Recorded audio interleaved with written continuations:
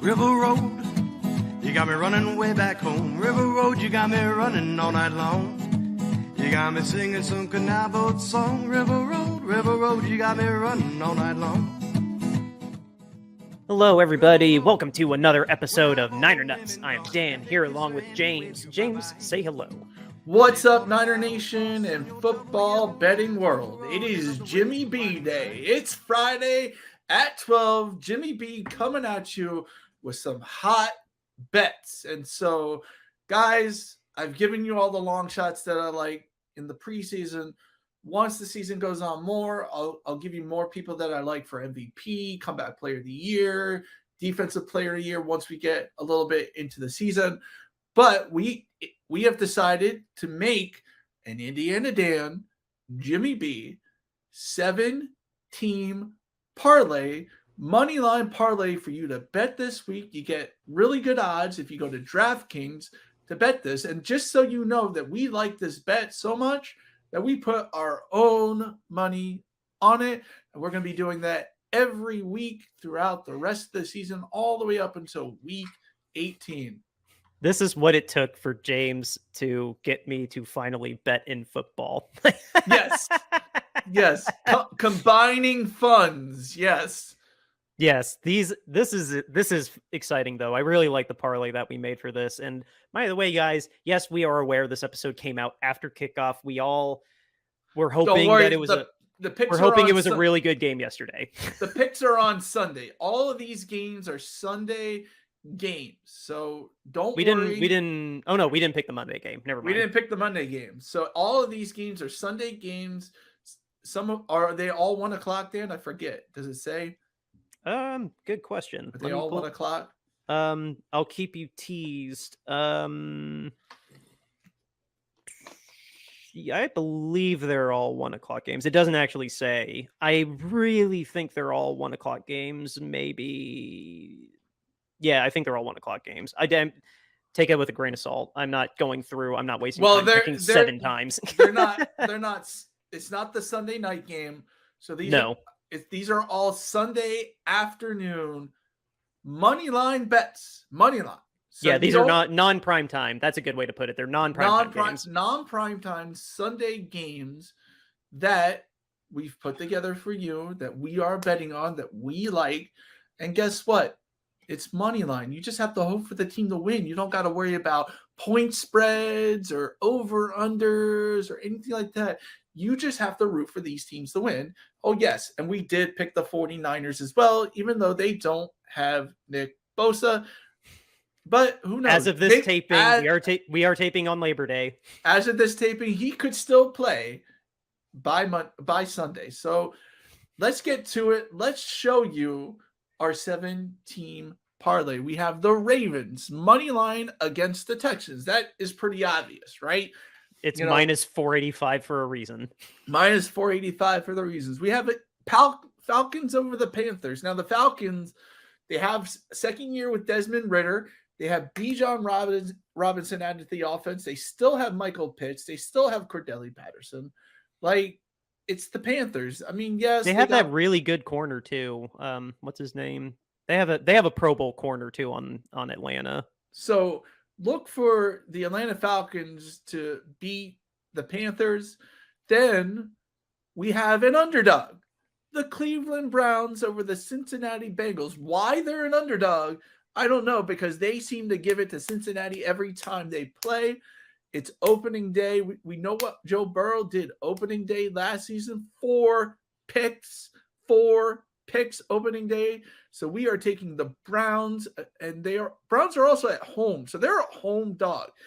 Here's the thing too. We don't know that Joe Burrow is going to be medically cleared. I assume he is. I haven't heard that there's a setback with him, but I think a logical person could assume that he's not going to be playing at 100% after that calf strain. Yes. And so we are giving you a home underdog. One of the key things to betting with underdogs is, are they playing at home?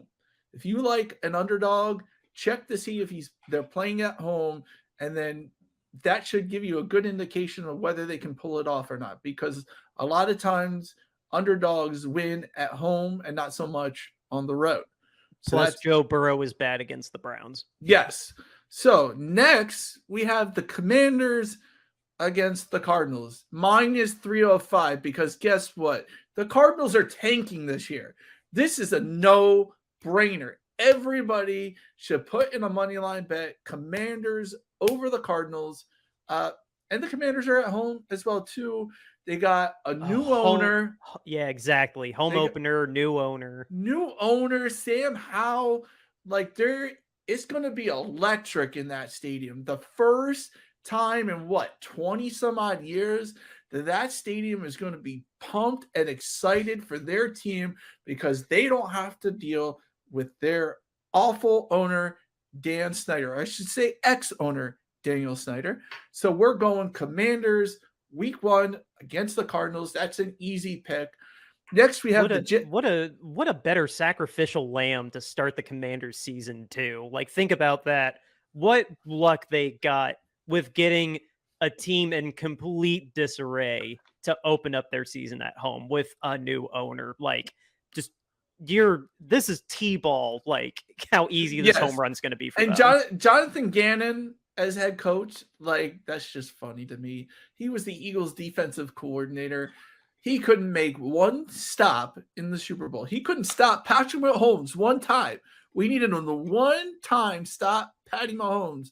He still couldn't do it. He's not that great of a coach. I know he was the sexy pick because of his mind and brain, whatever. People like him. I'm telling you, man, he's tanking this season. Kyler Murray is out. Like, no, like, just bet the Commanders on that one. Yeah, Commanders, easy pick. Now, next, we have Jaguars at the Colts. Colts have Anthony Richardson, which could play a factor, mobile quarterback against the Jags defense, but we still like the Jags on the road against the Colts because guess what? Colts don't have Jonathan Taylor. He's on the PUP list. So, dude, even with Jonathan Taylor, I feel like I can speak to this living in Indiana for the last, oh my God, not just the curse of never winning in Jacksonville, which that's gone on for like 8 or 7 years. Just they don't beat the Jags lately. They just don't beat the Jaguars. Every team has one division rival that always gives them a massive, massive headache. And the Jaguars are the headache for the Colts. They just lately have not been able to beat them. Yeah. And so Jags over the Colts. Colts are still rebuilding. They have a new head coach in Shane Steichen. And Shane Steichen doesn't have the weapons yet to make that a good team right now. Give Shane Steichen some time. He gets some weapons. I believe he will make it a good team. But he's only got Anthony Richardson, no Jonathan Taylor. Going to be an easy win for the Jaguars. He's going to need some time to get those weapons to gel. He does have Alec Pierce and he does have Pittman Jr. and Mo Alley. Oh, you're cutting out, Dan. You're cutting out. Oh, am I back now? Oh, that was. Oh. Yeah, your internet. I think your internet's giving out. If you're on Wi-Fi, plug in there. Oh. Uh-oh. I'm going to take my phone off the Wi-Fi, see if that helps. Am I still cutting out? No, you're good now. Oh, that was weird. I had a little warning pop up too. That's oh well. Now it's going back up. Anyway, sorry about that. They have the thing about the Colts is that they have a bunch of really good pieces, but they're not going to be fully gelled by week 1. And Jacksonville is going to be fully gelled. They're going to be jazzed to want to put a beat down on their division rival Colts in week 1 and make a statement win and say, hey, we didn't win this division by default last year. Yeah, this is going to be super easy for Jacksonville. I love my Colts, but this is going to be easy for Jacksonville. And I love Dougie P and the Trevor Lawrence combo. Like, I'm really high on that because second year in Doug Peterson's offense, Carson Wentz was an MVP caliber quarterback. MVP caliber, Carson Wentz. Trevor Lawrence was probably the best prospect coming out of college since John Elway. And he's hooked up with Dougie P. A second year in that offense. I'm telling you, Jags are going to put up numbers for sure. They're going to go Madden on the NFL, I think. Oh, dude. Yeah. No, Jacksonville, not only is the South their division to lose, I don't know, man. Like, It's going to be interesting because the AFC is such a gauntlet. Like, yeah, they'll get through the South fine, but it's going to be really interesting to see how they handle. And I think they can. I Yeah. don't think this is a laughingstock franchise right now. I think they really is Buffalo. They can definitely keep up with Cincinnati. That game would be amazing. I mean, well, I'd have to see it to believe they can beat the Chiefs, but no, I think the Jaguars have every reason to believe they can hang out there with at least the Bills and Cincy. Yeah, for sure. I definitely agree with that. As a secondary Colts fan, I am terrified of Jacksonville. I think they could be really nasty this year. And if you want to hear it from the guy who told you the Jags would win the division last year, I'm the guy. I said they would go 9-8 and win the division. They went 9-8 and won the division. You might want to listen to me just a little bit, but you don't have to. You don't have to, because we may not win this parlay. And honestly, I've only won one parlay, but it was a 6-team money line parlay. So I've never tried 7 teams, but we are trying. So the next team we have, the Vikings over the Buccaneers. Kirk Cousins, 1:00 at home against Baker Mayfield? Like, no, this is Kirk Cousins going to go 25 for 30, throw 300 yards. Jefferson's going to just poo-poo all over that defense. It's going to be a great day for the Vikings fans. Home opener against the Buccaneers. Kirk Cousins, 1:00, no-brainer.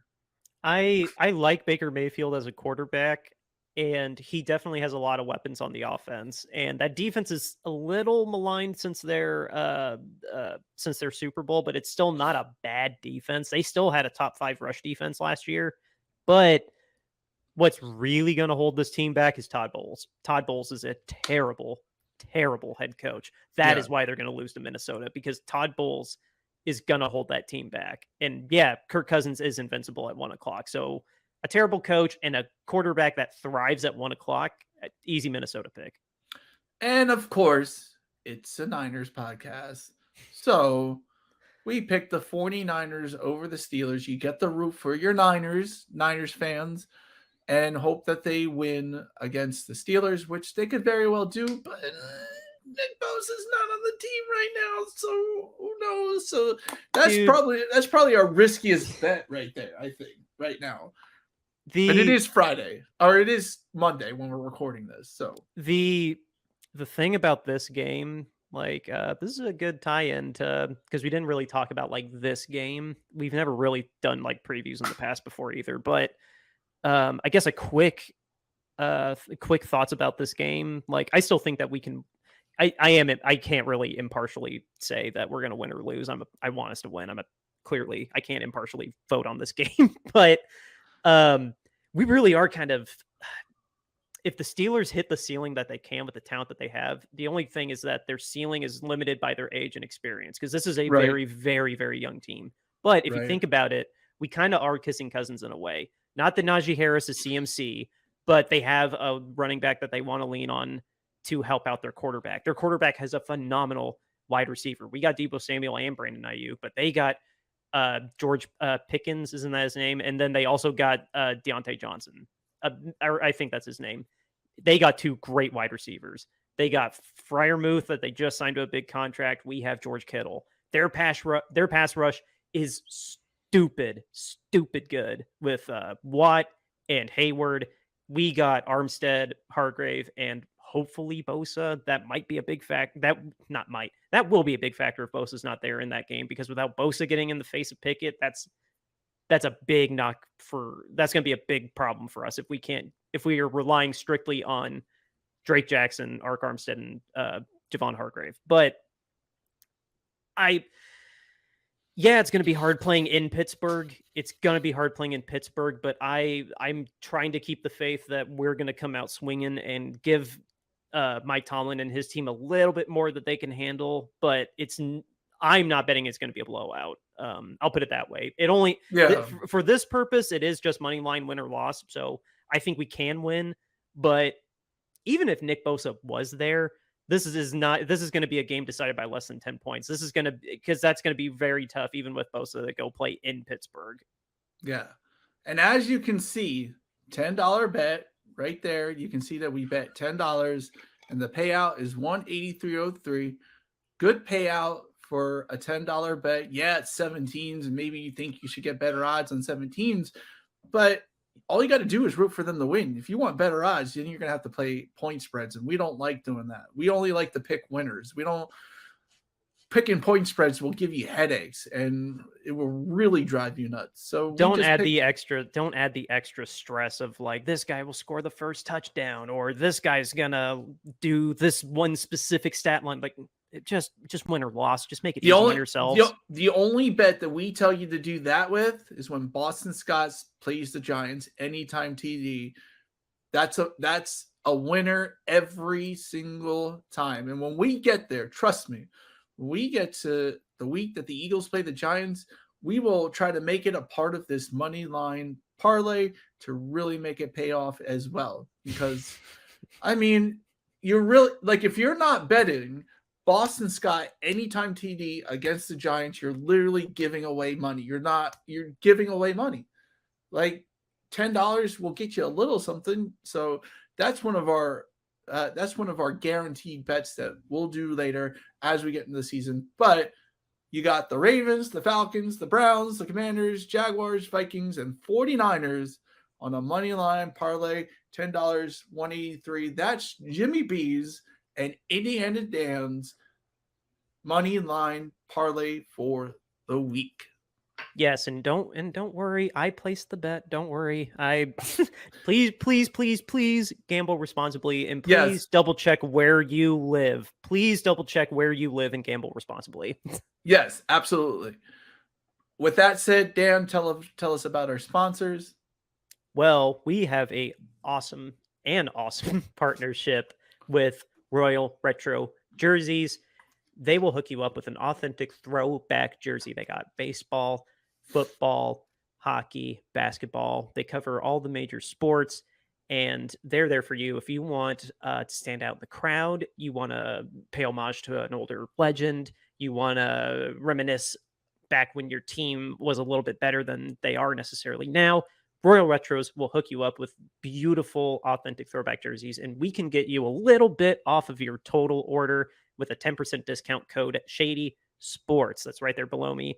Put Shady Sports in the promo code portion of the checkout, and you'll get 10% off your entire order. That again is royalretros.com. Use the code Shady Sports for 10% off of your order and get yourself a Royal Retros jersey today. James.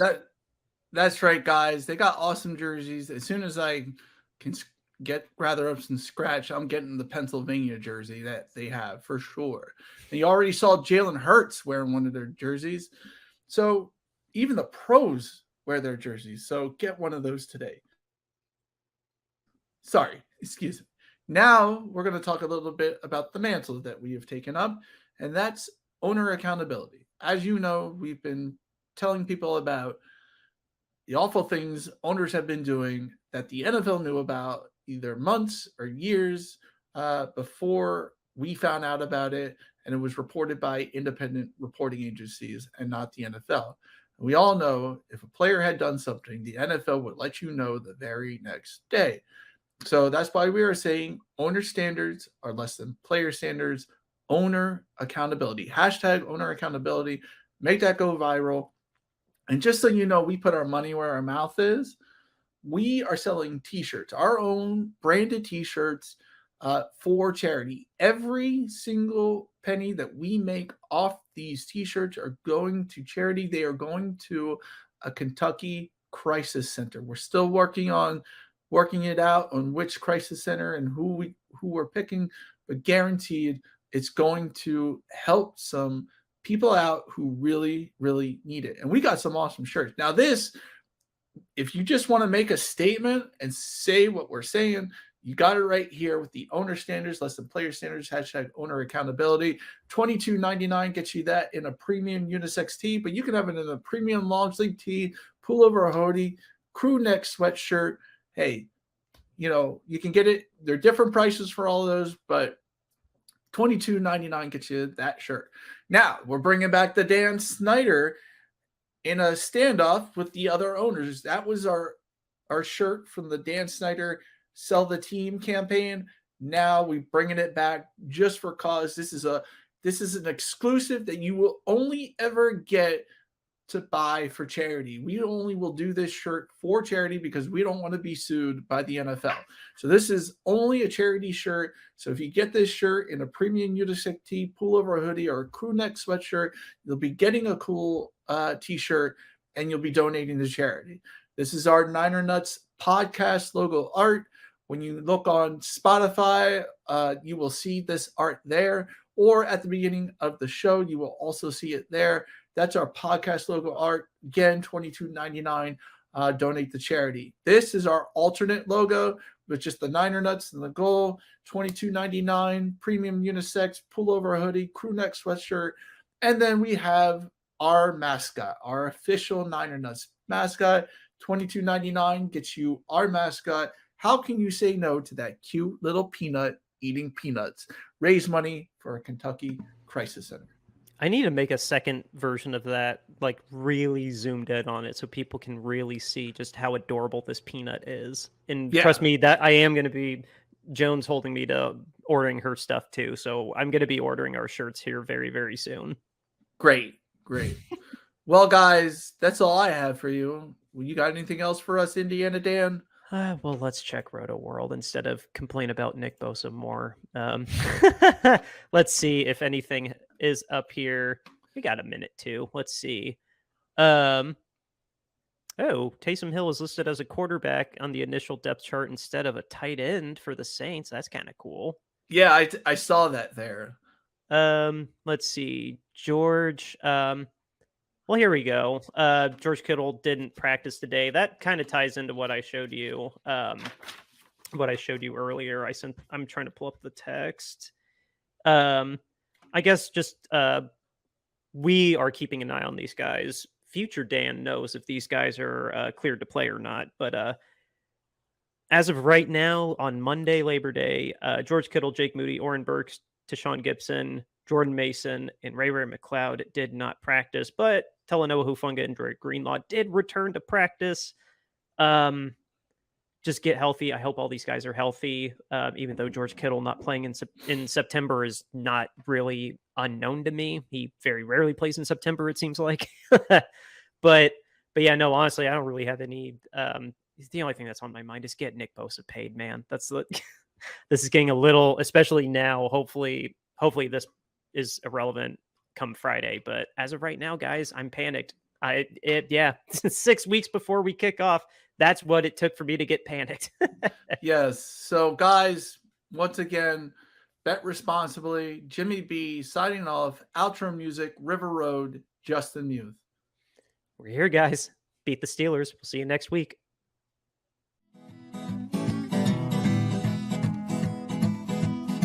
River Road, you got me running way back home. River Road, you got me running all night long. You got me singing some canal boat song. River Road, you got me running.